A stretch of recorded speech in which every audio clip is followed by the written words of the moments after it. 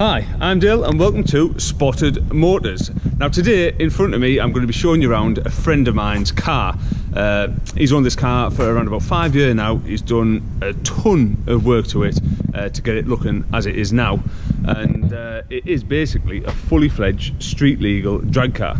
Now it's fully MOT'd, it drives on the street, and I've literally just come back from a show and it's a perfect opportunity for me to show you around the car and show you exactly what a pro street dragster looks like. So let me spin the camera around and show you exactly what I've got in front of me. And here she is. And to the untrained eye, this car is a Mark V 2-door 1980 Ford Cortina with, as you can probably guess, a few changes.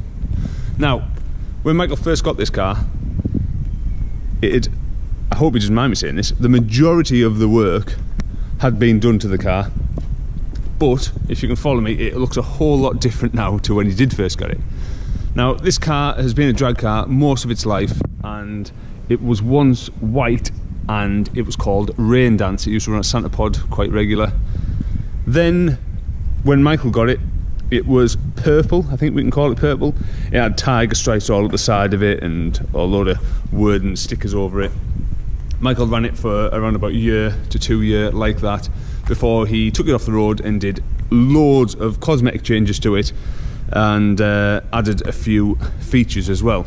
So the first thing he done was get this scoop added, and that also helps with getting as much air into there as possible. Another thing he wasn't happy with is the rear end. The boot dips down a little bit and it made it look like it was sagging a little bit, especially with how heavily tubbed this car is. So he got this rear spoiler fabricated, and it does look absolutely A1. Suits the car really, really well, and it just brings that line of that back end a lot nicer. Aerodynamic gains, we do not know. I'd like to think so, but if Claire Williams, if you are watching and you are interested in finding out, please do invite us down to your wind tunnel and we'd be more than happy to find out. I'm sure she is a massive follower of Spotted Motors. I'm absolutely sure of it. So that is that. Colour as well, also Michael did a colour change on it.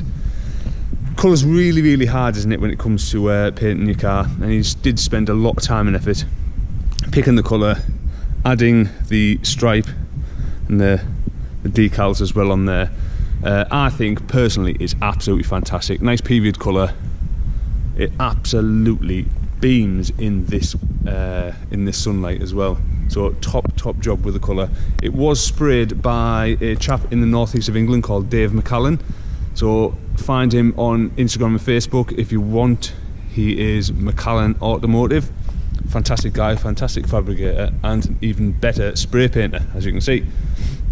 Another question that gets asked very regular at the shows is, what is this and what is this? And this is basically ignition on, and that there is your volts. Safety feature for drag racing, as if anything does go wrong and Michael's in the car, we can flick that off, or any of the marshals can flick that off. Exhaust wise, as you can see there, doing a little bit of damage to the bottom of the wing. This is a silencer in a way. It's coned, it goes right into the exhaust to quieten it down a little bit. It also helps for the MOT, and it also helps keep your neighbours that little bit happier. Wheels and tyres. On the fronts we have Pro Stars, which are 135 by 17s. Obviously they are very, very skinny in true drag racing style, and on the rear these need no introduction whatsoever. The centre line's on the back, but Michael does have a set of Pro Stars to match them both up, but he runs Hoosier slicks on the Pro Stars, and he's got street friendly Mickey Thompson on the centre lines, just to make things easier when he wants to do street and strip. But as you can see, they're absolutely huge. This car is very heavily tubbed, as you can see, to fit them back wheels in, to get as much power from that engine down to the ground to propel this down the drag track, which is what this car is basically built for. Inside, let's have a nose. Believe it or not, there's no sat nav. There is no heater, there is no electric windows, there's no central locking, there's no power steering, there's no ABS. I could probably carry on, so let me tell you what it does have. It does have this crazy gearbox, which isn't a Lenco if you do know what you're looking at. It is actually a TH400 with this crazy shifter on, which basically is first, second and third. Perfect for drag racing. It is not too bad on the street, to be fair. Reverse is on a trans brake, and so is his, can I call it launch control? A lot of drag race lads might go mad if I call it launch control, but basically hit the trans brake, hit the button, give it a load of licks, and it will propel when you let your finger go of that button. So it is launch control. Everyone's going to kill me for saying that. Fabricated inside, all tin. It's absolutely bonkers, really. You've just got the couple of gauges up here, which is temperature, oil pressure, very important. You've got the 3-stage programmable shift light, and also you've just got your normal tachos as well. Up top is where the side lights are, indicators, your fan, your water pump, and the actual starter as well. Seats, unbelievably comfy. I promise you they are unbelievably comfortable. I don't know why more cars don't come with them. I am absolutely kidding, they're awful to sit in, but for the sake of safety, they are there. As you can see, it's fully roll caged. Hid down there is the line lock, so you can hit that, locks the front wheels, and then you can do crazy smoky burnouts and get them tyres nice and warm for when you do drag race. Go around the other side, as there is some nice little trinkety bits around the other side. Let's have a look.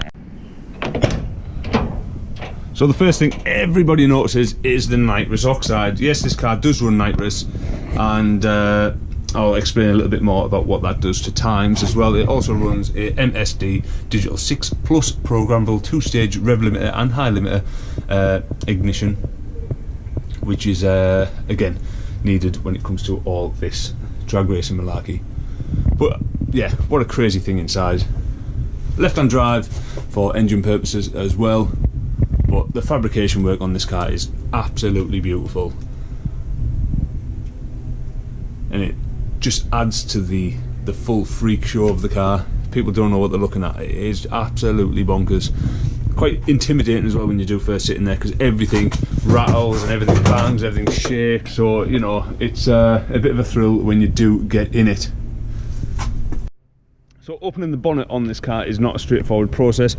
You have got these little clips here that you have to open individually, and there's plenty of them. So while I get on with that and lift the bonnet off, I will do my crazy bit of editing that I'm absolutely brilliant at, and just press pause and then restart it. So there we go, that was pretty much straightforward, and here is the heart of the full build. This is a 500 cubic inch V8 Cadillac engine. That translates into our litre system as an 8.2 litre, which is absolutely massive.